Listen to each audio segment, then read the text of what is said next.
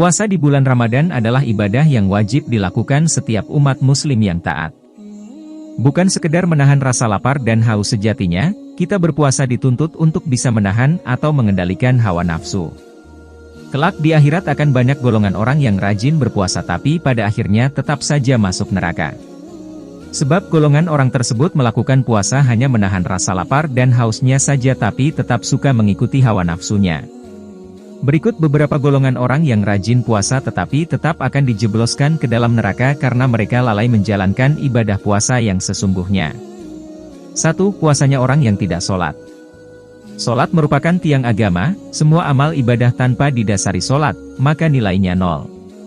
Begitu pula dengan puasa, meski puasanya rajin dan selalu taat tapi tidak pernah melaksanakan sholat itu sama sekali tidak ada artinya, puasanya hanya menahan lapar dan dahaga saja. 2. Puasanya orang yang suka berbohong. Orang yang puasa tapi masih suka berbohong dan bahkan menganggap kebohongannya itu sepele, maka puasanya tidak sah. Dalam hadits meriwayatkan, barang siapa yang tidak meninggalkan perkataan dusta malah mengamalkannya, maka Allah tidak butuh dari rasa lapar dan haus yang dia tahan. Hadis riwayat Bukhari. 3. Puasanya orang yang suka maksiat. Tidak sedikit orang yang puasa tapi maksiatnya masih jalan terus, seperti melakukan sesuatu yang diharamkan oleh agama.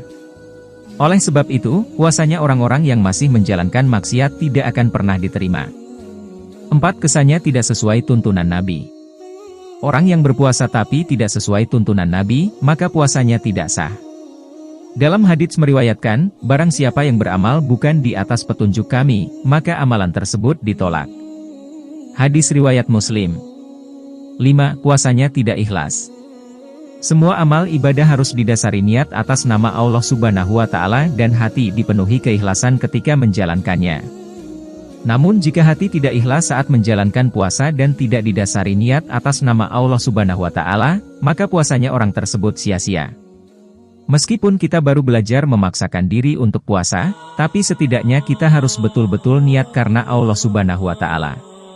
Yakinlah bahwa Allah akan memberikanmu kekuatan. Janganlah jadi orang yang rajin berpuasa tapi rajin bermaksiat.